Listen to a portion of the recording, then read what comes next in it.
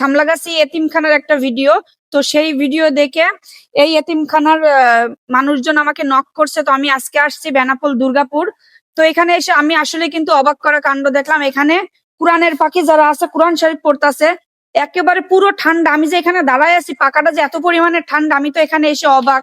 কারণ তারা ভোরবেলা নামাজ পড়তে উঠে কোরআন তেলাওয়াত করে এই ঠান্ডার ভিতরে তাদের আসলে বসার কোনো ব্যবস্থাই নেই। জাস্ট পাকার উপরেই কিন্তু তারা কোরআন তেলাওয়াত করছে। এই বাচ্চাটার কাছে জিজ্ঞাসা করব যে এখানে তার কি সমস্যা হচ্ছে। আচ্ছা বাবা, তোমার এখানে কি সমস্যা হচ্ছে? আসসালামু আলাইকুম রহমতুল্লাহ বারাকাতু। আমরা যখন ফজরের সময় উঠি, নামাজ পড়ে কোরআন তেলাওয়াত করতে কষ্ট হয়। আমার নিজেরও ঠান্ডা লেগে গিয়েছে। এখানে যদি কেউ কার্পেটের ব্যবস্থা করে দিত অনেক ভালো হতো। তা আপনি তো বাচ্চার মুখের থেকে শুনলেন যে ঠান্ডার কারণে কিন্তু তার অলরেডি গলাও ভেঙে গেছে। আমাদের এখানে হাত মোজা, পা মোজা নেই, আর কার্পেট ঠান্ডা জন্য পড়তে পারি না বলে কার্পেট লাগে। আর এখানে কি সমস্যা আছে বলো? ফজরের সময় উঠে জায়গায় কোরআন তেলাওয়াত করতে, নামাজ পড়তে কষ্ট হয়, হাত মোজা নেই, তারপরে কার্পেটের দরকার। আপনারা যারা সাহায্য করবেন, এই তিন ছেলেদের জন্য সবাই সাহায্য করবেন। ভিডিওটা সবাই শেয়ার করে দেন, যারা সাহায্য করতে চায় তাদের কাছে যেন এই ভিডিওটা যেতে পারে।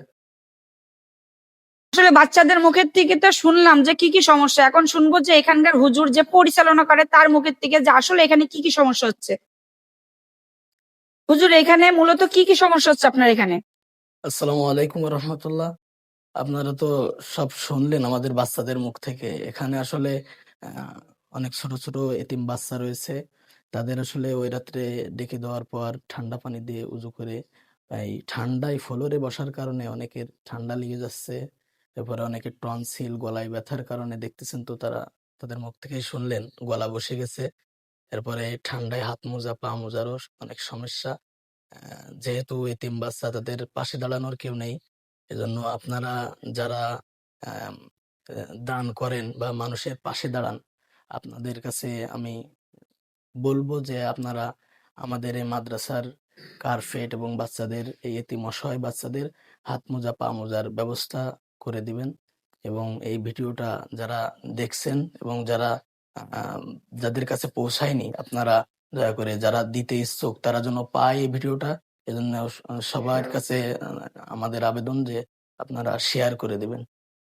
তো আপনারা তো হুজুরের মুখের থেকে শুনলেন যে আসলে কি সমস্যা। তো আমার এই ভিডিওটা আপনারা যারা যারা দেখছেন, মানবিক লোক যারা আছেন, যারা মানবিক কাজ করেন, আমি তাদের দৃষ্টি আকর্ষণ করব যে এই ভিডিওটা যারা দেখছেন অবশ্যই এই অসহায় বাচ্চাদের পাশে এসে দাঁড়াবেন। যারা সাহায্য করতে চান আমি বিকাশ নাম্বার দিয়ে দেবো, আপনারা অবশ্যই